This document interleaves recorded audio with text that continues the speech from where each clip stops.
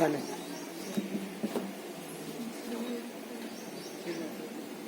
चलिए, आज जो टॉपिक है आप भी आश्चर्य कर रहे होंगे कि उधर मत देख ले बेटा, इधर देख ले, क्या उधर फदर फदर के देख रहा है, मुझे सीधा देख सकता है। हाँ, आप भी आश्चर्य कर रहे होंगे कि मैंने एक ऐसा टॉपिक लिया है वो भी 12वीं में, और आपको इससे ज्यादा आश्चर्य होगा कि ये शायद 6ठी 7वीं के बाद से लगातार ये अपठित गद्यांश क्या करता है, पूछता है, या गद्यांश की व्याख्या, पद्यांश की व्याख्या, जो आपकी छोटी क्लासों में तो क्या होगा कि आपकी जो कविता है उनकी व्याख्या पूछता है। 8वीं के बाद शुरू हो जाती है कि अपठित गद्यांश, पद्यांश और गद्यांश की व्याख्या। आपकी बोर्ड में 8 नंबर का आता है। मुझे ये बताओ कि यदि आपकी सब्जेक्ट में, किसी सब्जेक्ट में 2 नंबर का भी टॉपिक होता है, उसके लिए भी अपन क्लासों में 5 या 6 दिन मेहनत करते नहीं करते, बोर्ड में पढ़ते हैं। पर कभी आपने सोचा कि जो टॉपिक 8 नंबर का टॉपिक है उसके बारे में हमने कभी भी कोई भी किसी भी स्कूल में इसके बारे में कोई ज्यादा डिस्कस की नहीं जाती है। 8 नंबर का मतलब होता है कि लगभग 2% के आसपास, कितने परसेंट के आसपास। और अपठित गद्यांश में, पद्यांश में समझो कि अभी आपके सामने पद्यांश लिखा हुआ, लगभग 10 मिनट हुए, आपने एक बार पढ़ भी लिया इसे। अभी जैसे पढ़ा ठीक वैसे आप क्या है कि बोर्ड के एग्जामों का पेपर आपके हाथ में आएगा तब भी वैसे ही पढ़ोगे। तो ऐसा तो है नहीं कि उस समय आप आइंस्टीन बन के पढ़ोगे, इतना तेज दिमाग आ जाएगा। क्लियर? यदि मैं अभी आपको कहूं इन 2 प्रश्नों के उत्तर मुझे बताओ, और इन 2 प्रश्नों के उत्तर अभी बताओ आप, और मैं 8 में से यदि जो भी बताओगे या जो लिखोगे, यदि मैं 8 में से मार्किंग करूं तो 2 या 3 नंबर से ज्यादा किसी के नहीं आएंगे। होता क्या है मैं बता दूं, ये जो पद्यांश मैं आपकी जिसकी व्याख्या यहाँ कर रहा हूं, या जिससे कैसे सॉल्व किया जाता है, क्वेश्चनों के आंसर कैसे लिखे जाते हैं, ये भले ही मैं बता रहा हूं, इसके बाद भी मैं 2-3 और बताऊंगा, परंतु ये भी तय है कि वो कभी बोर्ड एग्जाम में नहीं आएंगे। बोर्ड एग्जाम में अपठित पद्यांश कभी भी रिपीट करता ही नहीं है। अपठित का मतलब ये होता है कि आपने पढ़ा नहीं जिसे, और आपकी किताब में, किसी भी किताब में, छोटी क्लासों में से लगा के, जैसे कि 3री 4ठी 5वीं के बाद से हिंदी 10वीं तक की हिंदी में किसी भी जितनी भी पद्यांश है उनमें से कोई भी नहीं होगा वो। 11वीं तक की जो किताब, 12वीं तक की जो आपने किताबें हिंदी की पढ़ी उनमें से नहीं होगा, उसके बाहर से होगा। मतलब ये कि अपठित गद्यांश, इसका मतलब ये हुआ कि आपके सामने बिल्कुल बिल्कुल न्यू होगा, जिसे आप पहली बार पढ़ेंगे, पहली चीज।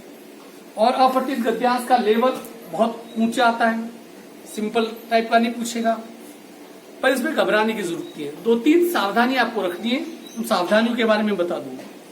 ये जरूरी नहीं है कि पूरा जो अपठित गद्यांश है उस सबका पूरा का पूरा आपको वर्ड टू वर्ड एक एक शब्द का आपको अर्थ भी आए, कोई जरूरी नहीं आएगा, और नहीं आए तो घबराने की जरूरत नहीं है, क्योंकि वो हमें इस पद्यांश की व्याख्या करने के लिए नहीं देगा।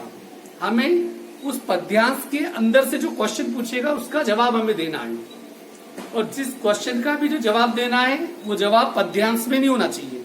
मतलब कविता लिखी हुई, कविता की 2 लाइन उठा के चिपका दी, वो उसका नंबर देगा ही नहीं, 0 नंबर, वो कुछ भी नहीं देगा। अर्थात कि जो कविता आप पढ़ रहे हो, जो पद्यांश है, उसको गद्य में रूपांतरित करने के बाद आपको अपनी ऑन लैंग्वेज में जवाब देना होता है। यदि पूरी पद्यांश में किसी शब्द का या लाइन टू लाइन आपको अर्थ पता नहीं चल रहा है तो कोई बात नहीं, पर यह है कि पूरे पद्यांश को पढ़ने के बाद उस पद्यांश के अंदर आंतरिक भाव क्या चल रहे हैं ये पता चल जाता है। हो सके किसी लाइन का कोई शब्द आपको नहीं आ रहा है, वो आपको पता नहीं चलेगा, चलो ठीक है, पर वो पूरा पद्यांश क्या कह रहा है वो आपको पता चल जाएगा, और वो यदि पता चल जाता है तो बाकी का काम आसान है। हो सकता है देखिए पहले पद्यांश को पढ़ो, हो सके पहली बार में समझ में नहीं आए, फिर वर्ड टू वर्ड पढ़ते जाओ, क्योंकि 8 नंबर का है। 8 नंबर के लिए 10 मिनट दिए जा सकते इसको, यूं नहीं कि अंधाधुंध करके आ जाओ, वो अंधाधुंध वाले नंबर देता ही नहीं है। यदि फिर उसके बाद इसे वर्ड टू वर्ड पढ़ो और कोशिश करो ट्रांसलेशन करने की कि आपको उसका ट्रांसलेशन आ रहा है कि नहीं आ रहा है। यदि किसी शब्द में, किसी पंक्ति की किसी शब्द में कहीं कोई एक शब्द नहीं आ रहा है तो पूरे उस सेंटेंस के का अर्थ करने में कहीं बहुत बड़ी बाधा पैदा नहीं होती है। अर्थात कि उस एक का नहीं भी आ रहा है तो भी उसका आप ट्रांसलेशन तो कर ही लोगे, उसका अर्थ आपको पता चल जाएगा, आपको वो पता चलना चाहिए।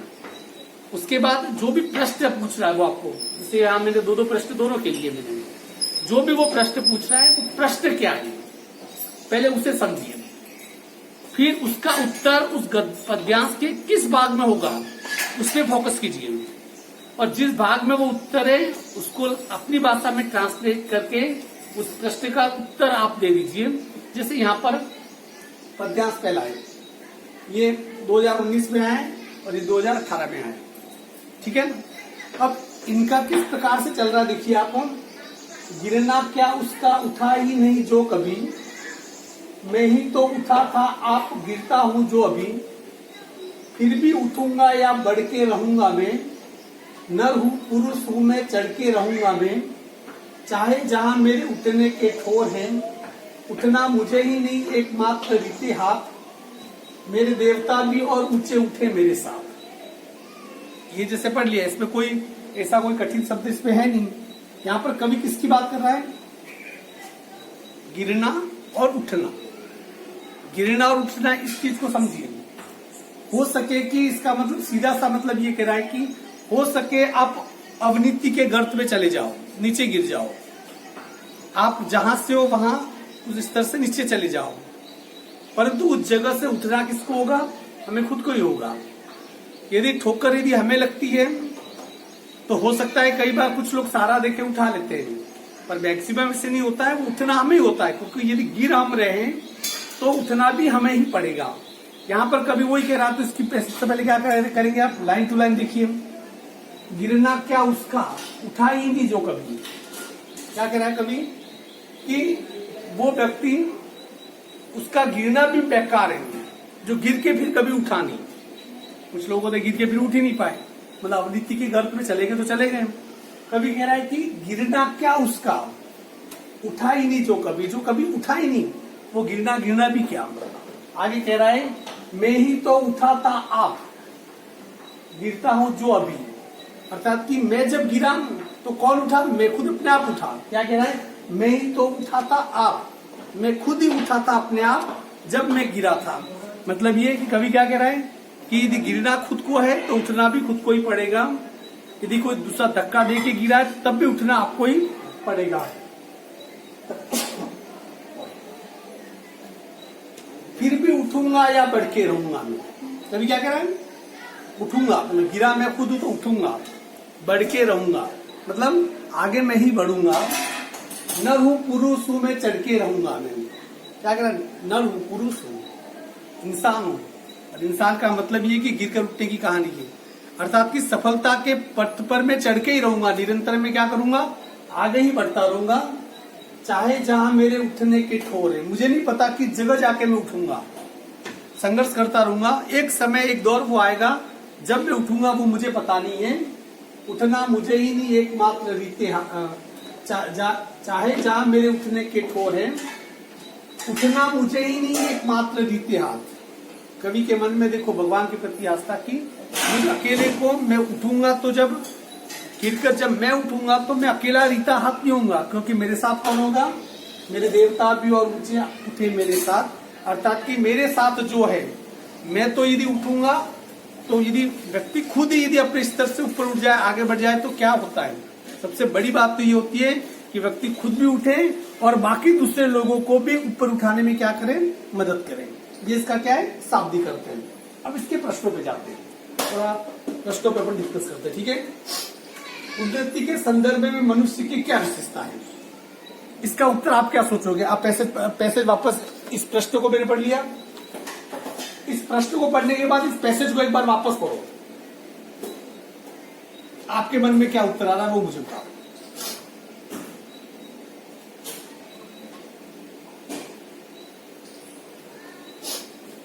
फिर अपन डिफाइन करते कि अपठित गद्यांश पढ़ना चाहिए कि नहीं पढ़ना चाहिए।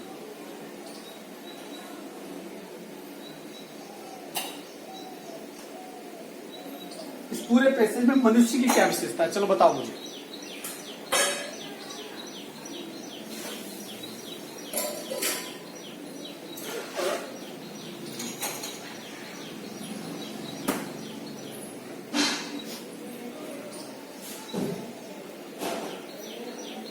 सोच में पड़ गए, चलो इतना टाइम वहां मिलेगा बोर्ड के एग्जाम में। अब बताओ क्या विशेषता लगी इसमें मनुष्य की? गाइड हो तो भी विशेषता पता चल जाएगी, क्योंकि वहां पर देखो इस प्रसंग में अपठित पद्यांश में गाइड काम ही नहीं आएगी, क्योंकि गाइड वाले कितने भी पढ़ लो आप, पूछेगा तो अपनी मर्जी से, गाइड वाला पूछेगा ही नहीं। चलो इसमें मनुष्य की क्या विशेषता लग रही है आपको, इसका क्या उत्तर दोगे? और इसका हर प्रश्न 2-2 नंबर का प्रश्न है, इसका उत्तर 2 लाइनों में होना चाहिए, उससे कम भी नहीं। अब तुम सोचो हमारे दिमाग में तो 1 लाइन ही नहीं आ रही है। देखिए इसमें मनुष्य की विशेषता के बारे में कहा, क्या मनुष्य की सबसे पहली विशेषता क्या है? वो गिरता है, मतलब कि व्यक्ति होता है जो मनुष्य होता है अवनीति के गर्त में जाता है, मतलब अपने स्तर से नीचे गिरता है। परंतु उसके साथ क्या है, मनुष्य एकमात्र ऐसा जीव है जो वापस उठता भी है, अवनति से कहाँ जाता है, वो उन्नति की तरफ जाता है। और दूसरी मनुष्य की विशेषता ये है कि मनुष्य जब उठता है तो अपने साथ साथ वो दूसरों को भी उठाने में क्या करता है, मदद करता है। ये विशेषता इसमें पहली 2 विशेषता इसमें कि व्यक्ति जो इंसान होता है अवनीति से उन्नति की तरफ इंसान ही आगे बढ़ता है, और जब व्यक्ति उन्नति की तरफ उठता है तो वो अपने साथ साथ दूसरे लोगों को भी उसमें उठाने में क्या करता है, मदद करता है। ये परफेक्ट आंसर कितने नंबर का? ये 2 नंबर का। दूसरा प्रश्न देखिए, प्रस्तुत काव्यांश हमें क्या प्रेरणा देता है? चलो क्या प्रेरणा दे रहा है बताओ। अब ये सोचिए कि यहां तुम इतना सोच रहे हो तो वहां क्या करोगे? ये सबसे बड़ी, इसलिए इन चीजों को लेना जरूरी है। अब देखो जो प्रश्न पूछा है, प्रस्तुत काव्यांश हमें क्या प्रेरणा देता है, इसमें 2 ही चीजें हैं, उठना और गिरना। गिरना और उठना ये दोनों किसके हिस्से? कर्म के, ये कार्य है। यहाँ व्यक्ति का मतलब कि ठोकर खा के गिरना नहीं है, संभल के उठना नहीं है। यहाँ का इसका मतलब ये है कि इस पद्यांश में कि कर्म करते रहो। इस पद्यांश की सबसे बड़ी विशेषता ये है, इस प्रस्तुत काव्यांश में प्रेरणा मिलती है कि इंसान को हमेशा क्या करना चाहिए, कर्म करते रहना चाहिए, और उसे फल की इच्छा किए बिना अपने कर्म को निरंतर अनवरत जारी रखना चाहिए। सीधा उत्तर ये इसका। पर ये हमारे दिमाग में आएगा नहीं। हम आप लिखते तो उसकी जगह क्या लिखते हैं, उसको अपन बाद में अपन वो इसके बारे में अपन डिस्कस करते हैं, ऑन द रिकॉर्ड नहीं करते, ठीक है ना। अब पद्यांश नंबर दूसरा, ये 4 नंबर का हो गया आपका। ये पद्यांश तो ठीक है, गद्यांश तो और ज्यादा कठिन होते हैं, आपको इजी लगते हुए गद्यांश की व्याख्या करके उसके प्रश्नोत्तर निकालना। यहां पर देखिए दूसरा पद्यांश, कार्य आदि में अवश्य अंत को विचारिए। क्या कह रहा है देखिए, कार्य आदि में अवश्य अंत को विचारिए। जब कोई काम शुरू करो ना तो उसके पहले उसके अंत के बारे में जरूर सोच लो। मतलब कोई काम आप शुरू करते हो तो उसका परिणाम क्या होगा ये पहले विचारो, अर्थात कि किसी कार्य को करने के पहले सोचना चाहिए। कार्य करने के बाद सोचो तो उससे पश्चाताप कहते हैं, मूर्खता कहते हैं, ठीक है। आगे कह रहा है, हानि लाभ नीच नीच बुद्धि से निहारिए। अर्थात कि कोई भी काम करोगे उसमें क्या लाभ हानि है, क्या सही है क्या गलत है, ऊंच नीच का मतलब क्या सही है क्या गलत है, बुद्धि से निहारिए। अर्थात किसी कर्म को करने के पहले इन सभी चीजों की कसौटी को उसे तोल देना चाहिए, परख लेना चाहिए, निहार लेना चाहिए। निहारिए मतलब हमें देख लेना चाहिए। भाइयों स्वदेश बीच पूर्ण प्रीति कीजिए। अर्थात कि ये संबोधित करते हुए कह रहा है कि हमें अपने देश के प्रति क्या करना चाहिए, हमें देश से प्रेम करना चाहिए। प्रीति का मतलब प्रेम। सर्वदा परोपकार में स्वचित दीजिए। परोपकार का मतलब पर प्लस उपकार, भलाई। हमें दूसरे की भलाई में अपना स्वचित, स्वचित का मतलब स्व का मतलब खुद, चित्त का मतलब मन। अर्थात कि हमें दूसरों की भलाई के कार्यों में अपने मन को लगाना चाहिए। जाति पाति का प्रथा व्यथा न अब बढ़ाइए। हम जो जातिवाती ऊंच नीच, ये जो छुआछूत, ये वाली जो प्रथाएं चला रहे हैं अब उन्हें मत बढ़ाओ, मतलब इन्हें क्या कर दो, रोक दो। शुद्ध प्रीति रीति नीति में प्रतीति लाइए। अर्थात कि अपने रीति रिवाजों में, अपने जीवन की शैली में शुद्धता लाइए। ऊंच नीच वगैरह इन चीजों से क्या कीजिए, दूर भागिए। देश के सुधार के सदा उपाय सोचिए। देश के हमें क्या करना चाहिए, देश के सुधार के लिए सभी उपाय करने चाहिए। ये जो उपाय यहाँ पर लाइन कह रहा है, ये ऊपर जो सभी दे रखे हैं ये वो देश के सुधार के उपाय बता रहा है। यहाँ पर देश हानिकारणी कुचल शीघ्र मोचिए। अर्थात कि देश हित के लिए जो हानिकारक है उन सभी चीजों को क्या कर दीजिए, खत्म कर दीजिए। अब इसके देखिए 2 प्रश्न है। पहला प्रश्न क्या है, किसी भी कार्य को आरंभ करने से पूर्व हमें क्या करना चाहिए, बोलो जवाब दो उसका। उसके अंत अर्थात कि ये उसके अंत के बारे में सोचना चाहिए। तो 2 में से ये आधा या 1 नंबर देगा, 2 में से 2 नहीं देगा। प्रश्न क्या है, किसी भी कार्य को आरंभ करने के पहले हमें क्या करना चाहिए, किसी भी कार्य को आरंभ करने के पहले हमें उसके हानि लाभ, उसकी अच्छाई बुराई और उसके अंत के बारे में सोच लेना चाहिए। ये सभी हानि लाभ ऊंच नीच ये सभी कह रहा है वो, और अंत 3 बातें आ रही है। तीनों बातें उसमें लिखोगे तो कितने नंबर देगा वो, 2 नंबर देगा। सिर्फ अंत के बारे में सोचना चाहिए ऐसा है तो आधा या 1 नंबर देगा, वो 1 नंबर क्या करेगा, काट देगा। क्लियर। अगला प्रश्न, देश के सुधार के लिए क्या क्या उपाय करने चाहिए, बताओ। देश के सुधार के लिए कौन से उपाय करने चाहिए, इसमें ढूंढो। जाति पाति का भेद नहीं करना चाहिए। देखो 2-3 चीजें, एक तो ये बिल्कुल सही, एक ये, उसके अलावा कुप्रथाओं पे रोक लगानी चाहिए। कुप्रथाओं पे रोक लगानी चाहिए।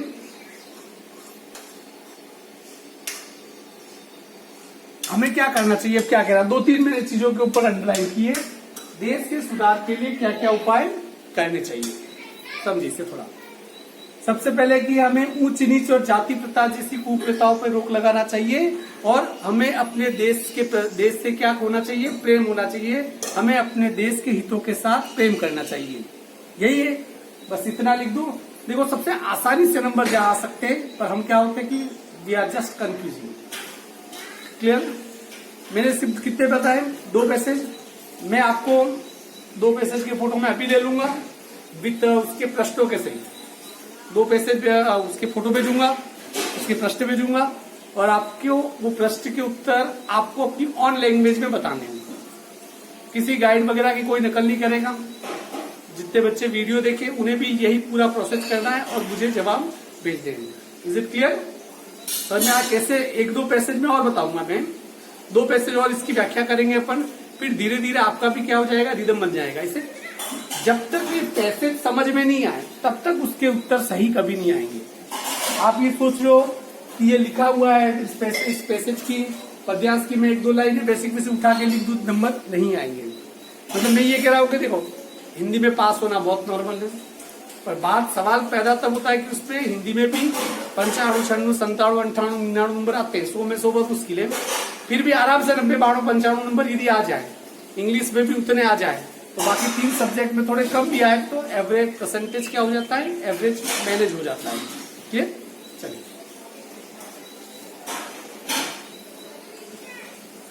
18 मिनट का हो ही गया।